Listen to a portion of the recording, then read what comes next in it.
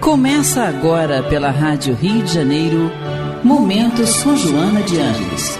Um programa que trará a você as lições da espiritualidade. Produção e apresentação, Maria de Fátima Miranda. Amigos ouvintes da Rádio Rio de Janeiro, que o Senhor Jesus nos conduza. Estamos retornando ao nosso encontro semanal, estudando a obra da Joana de Ângeles, através do médium Divaldo Pereira Franco. Hoje, com momentos de saúde e consciência, a partir do capítulo 7 da segunda parte, né? Maturidade e consciência. Nós hoje vamos estudar na companhia dos espíritos, porque Eduardo está numa reunião e os socorristas não chegaram até aqui, não estão na rádio, aqueles que comumente compartilham conosco o estudo, não é? Mas sabemos que as vibrações dos benfeitores vão nos auxiliar, nos inspirar, e as emanações de vocês também. Então, nós vamos dar continuidade a partir do 5º parágrafo. Maturidade e consciência é o capítulo. Eu vou até ler os parágrafos anteriores, porque para não ficar no monólogo, eu vou chamar a Joana desde o início do capítulo, tá? Mas o estudo de hoje seria a partir do 5º parágrafo, não seja de estranhar. Mas no início do capítulo ela vem dizendo: a consciência atinge a plena conquista quando o ser amadurece no seu processo psicológico de evolução. Esse amadurecimento é o resultado de um contínuo esforço em favor do autoconhecimento e da coragem para enfrentar-se, trabalhando com esforço íntimo as limitações e os processos infantis que nele ainda predominam. Não sabendo superar as frustrações, fixa-as no inconsciente e torna-se sua vítima, fugindo para os mecanismos da irresponsabilidade toda vez que se vê a braços com dificuldades e enfrentamentos. A imaturidade psicológica não se restringe ao período de desenvolvimento da infância, e sim às várias fases da vida, considerando-se que a aprendizagem e o crescimento não cessam nunca, tornando-se uma constante até o momento da individuação, no qual o espírito comanda a matéria e o psiquismo mantém-se em harmonia com o físico. Agora vamos pegar a parte que nos cabe hoje. Não seja de estranhar que indivíduos adultos mantenham comportamentos infantis e que jovens se apresentem com desequilibrada maturidade. Não é? Desculpa. Vou reler essa última frase. E que jovens se apresentem com equilibrada maturidade. Porque ela inicia falando para nós, não é? Que esse amadurecimento psicológico, ele se apresenta independente do tempo cronológico. Por isso que no final ela diz que nós vamos encontrar, não seja de estranhar, que indivíduos adultos mantenham comportamentos infantis. Porque não tem maturidade, não é? E que jovens se apresentem com equilibrada maturidade. E como nós percebemos isso hoje em dia? Tem um momento lá em cima que ela vai falar para nós, né, que às vezes o ser imaturo, ele naturalmente vai fugir da responsabilidade todas as vezes que se vê às voltas com dificuldades e enfrentamentos. Isso é imaturidade psicológica.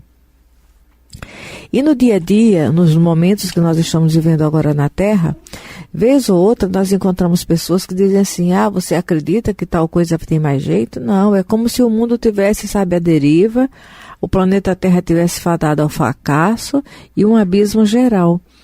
Mas esquecemos-nos, nós que estudamos doutrina espírita, de manter acesa a estrela da esperança, porque a reencarnação nos dá a segurança de que Jesus continua no veladouro e espíritos que se dedicaram ao desabrochar da responsabilidade ética moral na Terra lá para trás, né, que são os filósofos que pautaram seus valores no espírito, na imortalidade da alma, na transitoriedade do material, dando à matéria o devido valor, sem ficar preso a ela, esses espíritos estão retornando. Então, hoje em dia, vez ou outra, nós encontramos pessoas falando sobre algumas crianças que apresentam um comportamento e uma inteligência muito evidentes e bem diferenciado de muitos adultos que às vezes têm uma intelectualidade, têm várias faculdades, passaram pela academia, mas não têm ajuste emocional no dia a dia para lidar com certos enfrentamentos. E nós temos acompanhado crianças que trazem isso já bem evidente. Na maneira como aborda os temas, né? No próprio linguajar, na responsabilidade no comportamento. São espíritos que estão retornando para fazerem a diferença nesse momento atual da Terra. E isso prova para nós que essa maturidade psicológica, ela vai se apresentar no ser encarnado, independente da idade cronológica dele. Não é isso? Ela continua. Naturalmente, o espírito é o agente da vida e dele procedem os valores que são ou não considerados durante a existência corporal, porque o espírito vai apresentar sua bagagem. Por mais difícil e dolorosa que seja nosso momento atual, né, os desafios que alguém enfrenta no mundo físico, nós conhecemos pessoas que desde que chegou, desde o nascimento, têm enfrentamentos muito marcantes. Observar a realidade de vida dessas pessoas. Sem a luz da reencarnação, Deus não seria pai, seria padrasto. Como é que pode pessoas que às vezes têm tudo ao seu alcance, ao seu dispor, e não dão uma boa oportunidade? E outros que nascem em circunstâncias, situações, numa realidade física, material e social muito desafiadoras e conseguem manter a sobriedade e são referência de dignidade, de honestidade, né? São exemplos saudáveis para aqueles que convivem com eles, por conta dessa maturidade do espírito. Essas criaturas que desde o início da encarnação passam por enfrentamentos, dando respostas saudáveis, positivas, são espíritos que estão apresentando a bagagem que conquistaram. Então, aqueles de nós que na existência atual está enfrentando muita dor, muita luta, que nós saibamos compreender que tudo isso tem um objetivo, não é de nos massacrar, mas é para que possamos amealhar experiências que vão nos dar estrutura emocional, psicológica, espiritual para as vivências futuras, seja nessa encarnação ainda ou noutras encarnações. O mecanismo para o amadurecimento psicológico do ser expressa-se de maneira natural, aguardando que a vontade e o contínuo esforço para o reconhecimento das debilidades físicas, emocionais e outras facultem o ânimo para corrigi-las e superá-las. Então, aqueles de nós que apresentamos insegurança, que apresentamos uma estrutura emocional psicológica muito frágeis, que nós saibamos nos fortalecer com aqueles que nos amam, não é? Mas, acima de tudo, na certeza de Deus, na presença, na amizade incondicional de Jesus. Eu pude acompanhar uma pessoa que todos os dias, quando ia fazer as orações, ele iniciava as orações dizendo assim: Senhor Deus, obrigada pela tua existência e pela certeza que eu tenho dessa existência, pela presença de Jesus em minha vida. Guarda-me no dia de hoje, inspira-me no bem, seja comigo sempre. Essa era a oração desse amigo que nos referimos, não é? Diariamente a oração dele era essa: Senhor Deus, obrigado pela tua existência e pela certeza que eu tenho da tua presença em minha vida, sempre nesse sentido, porque aí nós vamos nos fortalecendo. Ainda que já estejamos um pouco mais amadurecidos em alguns aspectos, somos muito vulneráveis, temos muito a conquistar ainda a nível de esforço, resiliência, resistência, fortalecimento moral. E conhecendo as nossas dificuldades e as nossas debilidades, se faz necessário que nos unamos àqueles que têm reservas morais para nos orientar, nos amparar, nos aconchegar e nos dar os recursos necessários a nível de exemplos para que consigamos pautar os nossos dias sem desespero, né, sem desequilíbrio, sem desencanto. No 8º parágrafo, Joana vai dizer: as funções psíquicas que Jung classificou em número de 4, sensorial, sentimental, intelectual e intuitiva devem constituir um todo harmônico, sem predominância de alguma em detrimento de outra, proporcionando o amadurecimento, portanto, a plena realização da consciência. Porque a consciência é esse ponto luminoso que cada um de nós, espírito imortal, carrega em si, não é? Que é o toque divino com todas as reservas que nós necessitamos para a nossa jornada evolutiva. É como se fosse o ponto da caixa preta evolutiva, do voo evolutivo de cada espírito, onde vai constar ali todo o percurso da nossa jornada. E essa consciência ela vai se abrindo, ela vai se expandindo de acordo com a nossa maturidade, de acordo com o bom uso que nós vamos fazer do livre-arbítrio. O ser pode ser muito intelectualizado, mas se ele é leviano, se ele não faz bom uso do livre-arbítrio, o estado consciencial dele é precário ainda, não é? E quando nós vamos usando o livre-arbítrio no bem, fazendo escolhas saudáveis, sendo responsáveis e determinado no objetivo de firmeza de propósito, no foco no objetivo de nos melhorarmos, o nosso nível de consciência vai se expandindo. Mas é como ela coloca que o Jung classificou essas funções a nível sensorial, né, que é a nossa sensibilidade física, as nossas percepções, sentimental, que é o ajuste emocional nosso, intelectual, que é a bagagem da inteligência que a gente vai aprendendo e somando, não é? E intuitiva. Essa parte intuitiva é justamente essa leitura sutil do espírito em relação à vida, ao universo e Deus, porque o universo é povoado por espíritos, em estados e condições diferenciadas. O ser intuitivo é aquele ser que está aberto para essa troca, sutil, permanente, né? E intransferível, porque é entre nós e Deus, com toda uma hierarquia de espíritos e faixas vibratórias que se colocam nessa jornada entre nós e Ele. No 9º parágrafo, ela vai nos dizer: o amadurecimento psicológico exterioriza... Não, mas antes de entrar no 9º parágrafo, é importante deixar evidente algo que ela fala, que essas quatro funções psíquicas que o Jung classificou, elas precisam estar harmônicas, sem a predominância de uma sobre outra. Por quê? Porque se tiver só o sensorial em cima dos outros, nós vamos estar mais ligados à parte cognitiva, mais a realidade física, não é? O sentimental, a predominância, se a emoção tiver sobre todas, nós vamos ficar meio que eufóricos, meio desequilibradinhos, não é? A intelectual, se ela predominar acima de tudo, o orgulho e o egoísmo vão ficar no pódio ainda. E a intuitiva, se a gente for viver só de intuição, nós não vamos dar cumprimento aos deveres que nos cabem no mundo material através do corpo físico. Então, esse estado de equilíbrio entre essas quatro funções vão nos dar a estabilidade necessária para que a nossa consciência se apresente cada vez mais de forma expansiva. O amadurecimento psicológico exterioriza-se quando se ama, quando se alcança esse sentimento ablativo, demonstrando a libertação da idade infantil. Então, olha só, o amadurecimento psicológico vai deixar bem claro: ninguém é amadurecido psicologicamente se não está com essas quatro funções de uma forma sincronizada, não é? A emoção, os sentimentos ajustados no bom uso da razão.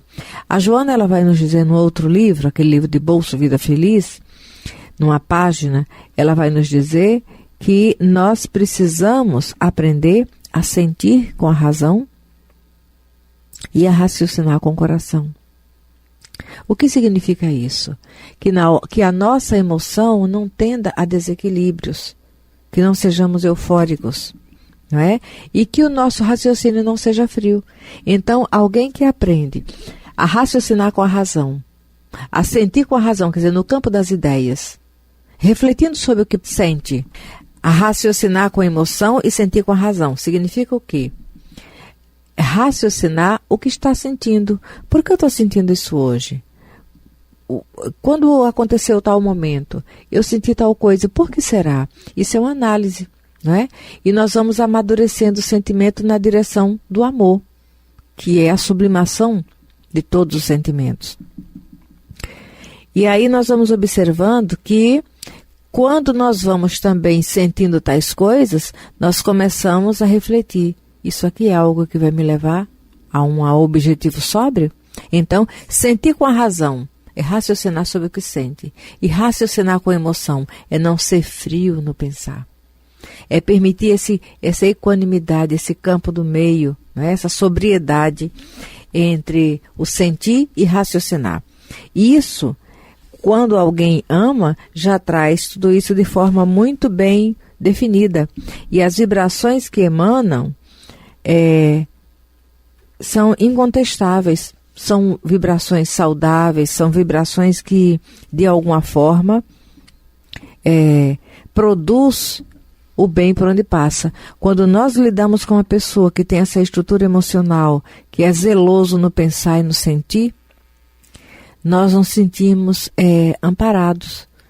Eu me lembro quando eu tive a oportunidade de visitar o Chico pela primeira vez, a psicosfera em torno do Chico, independente das pessoas que estivessem ali, o que pudessem estar desejando, esperando a expectativa deles, mas no espaço prevalecia a sobriedade do Chico, pela atração natural que ele fazia com os bons espíritos que davam suporte ao trabalho que estava sendo desenvolvido. No entorno dele, todo mundo, alguns eufóricos, outros chorando, outros tristes porque estavam ali na busca de um consolo, na busca de uma mensagem que desse sentido à vida deles. Mas as energias eram devidamente ajustadas no entorno, a psicosfera do espaço era totalmente harmonizada, porque o íntimo do Chico estabelecia uma sintonia saudável com espíritos que conseguiam manter a ordem. Eu fico imaginando a falange de espíritos que devia trabalhar ali, não é? Desde Jesus, pelos propósitos do bem, através de Emmanuel, Dr. Bezerra e outros benfeitores, até aqueles operários, né, numa hierarquia própria, que dava desde a tranquilidade do movimento lá fora, porque era um tumulto, muita gente querendo entrar, o centro cheio, e o controle que era feito na porta, para que não houvesse excessos, não é? Então eu fico imaginando uma falange de tarefeiros, desde aqueles que faziam a guarda da porta, até aqueles que estavam a posto junto do Chico, psicografando. Ela continua dizendo no 10º parágrafo: egocêntrica e ambiciosa, a criança apega-se à posse e não doa, exigindo ser protegida e jamais protegendo. Amada sem saber amar, nem como expressá-lo. O seu amor é possessivo e sempre se revela no receber, no tomar. O seu tempo é presente total. Então, ele está falando da criança, mas o adulto que não tem maturidade psicológica, ele é como a criança, não é? Ele vai expressar essa vulnerabilidade, essa carência que é própria de uma idade infantil. E como nós falamos, como a maturidade psicológica independe da idade, nós vamos encontrar pessoas, vamos encontrar crianças. Eu lido com uma criança que, quando percebe que a mãe está preocupada ou num estado qualquer de angústia, ele se posta ao lado da mãe. Mãe, está tudo bem? Por que você está triste? Por que você está chorando? Então a gente observa que ali é um cuidado, é uma maturidade psicológica daquele ser que, apesar de ser criança, já tem a sensibilidade para registrar a alteração emocional da mãe e procurar consolar, confortar e ajudar. O adulto, diferindo dela, compreende que o amor é a ciência e a arte de doar, de proporcionar felicidade a outrem. Então, o ser que já tem esse amadurecimento psicológico, numa condição de adulto, não é? Ele já sabe exatamente qual deve ser o papel dele e como desempenhar esse papel nas situações da vida. Mas sabemos que tem adultos com a psicologia, com um campo psicológico infantil. Assim como falamos, temos crianças com uma estrutura emocional mais fortalecida, mais lúcida, que se evidencia como se fosse um adulto. O seu tempo é o futuro, que o momento constrói etapa por etapa, à medida que ele amadurece a afetividade e o psiquismo. Então, o ser adulto, não é? Ele começa a ter a sobriedade. E aí nós nos lembramos porque Jesus, sendo nosso guia e modelo, o Espírito puro, ele vem até nós e nos alerta. A cada dia baixa o seu mal. Nós precisamos nos afeiçoar à meditação e à reflexão, ao estudo da mensagem de Jesus. Eu vou até voltar a fazer isso, porque eu fico muito focada nos estudos, nas pesquisas, para as tarefas, e há algum tempo eu não tenho feito isso, reler os evangelhos. Eu estou falando do Novo Testamento, entendeu? Porque eu já fiz isso ao longo de muito tempo. Periodicamente eu paro para reler todo o Novo Testamento, independente de estar pesquisando para estudo. E eu vou voltar a fazer isso esse ano novamente. São períodos, né? Quando nós começamos, eu tenho aquele livrinho de Gideões, tem um que está todo esfarrapado, velhinho, já por conta do manuseio. Eu pego lá desde o primeiro evangelista e vou até Apocalipse. Leio tudo, um pedacinho antes da refeição, ou então no horário próprio do dia. E ao longo do tempo a gente vai, porque a gente vai se mantendo com essa leitura que vai facilitar a conexão com amigos espirituais que vêm nos orientar. E é muito interessante, ficou muito evidente principalmente na parte dos Salmos, na época que a gente chegou no livrinho de Salmos, que o Salmo, quando o Salmo era muito longo, a gente lia só uns 3 versículos naquele momento. Mas o dia, as coisas que vinham se encaixavam justamente naquela leitura do Salmo que havíamos feito pela manhã. E relíamos os mesmos trechos à noite antes de dormir. Outra situação, aqueles tijolinhos do Emmanuel, Fonte Viva, Caminho, Verdade e Vida, Pão Nosso. Nós tínhamos oportunidade de ler a página de manhã e ao longo do dia as experiências chegavam. À noite nós relíamos a página de manhã e ficava cada vez mais vivo que a leitura foi preparação para o que nós precisávamos enfrentar. Vamos continuar. No 13º parágrafo. Enquanto o amor não sente prazer em doar, experiencia o período infantil, caracterizando-se pelo ciúme, pela insegurança, pelas exigências descabidas. Portanto, egocêntrico e impróprio. Então, ele está falando desse estado emocional, né? Desse estado psicológico ainda infantil, independente do que nós falamos do tempo cronológico. É porque ela vai desenvolvendo a ideia em vários parágrafos, fazendo várias abordagens. Então, vez ou outra, é como se fosse a mesma coisa, mas trazendo sempre o detalhamento da ideia central. Quem ama com amadurecimento, planifica-se com a felicidade do ser amado e beneficia-se pelo prazer de amar. Há nele uma compreensão de liberdade que alcança os patamares elevados da renúncia pessoal, em favor da ampla movimentação e alegria do ser amado. Então, aquele que já tem amadurecimento, aquele que já está mais fortalecido emocionalmente, aquele que está entrando nessa linha de equilíbrio, nessas funções psíquicas, sensorial, sentimental, intelectual e intuitiva, ele vai se planificando com a felicidade do ser amado. Quando o ser vai amadurecendo, ele não se coloca mais como centro de nada. Ele parte dele nos valores que ele também quer oferecer ao outro. Ninguém ama se não se amar. Ninguém perdoa se não se perdoar. Ninguém respeita se não se respeitar. Então, ele vai ser referência para o que ele vai oferecer ao outro, mas ele não quer ser o móvel das atenções de ninguém. Age com naturalidade, com a consciência tranquila no dever que busca cumprir.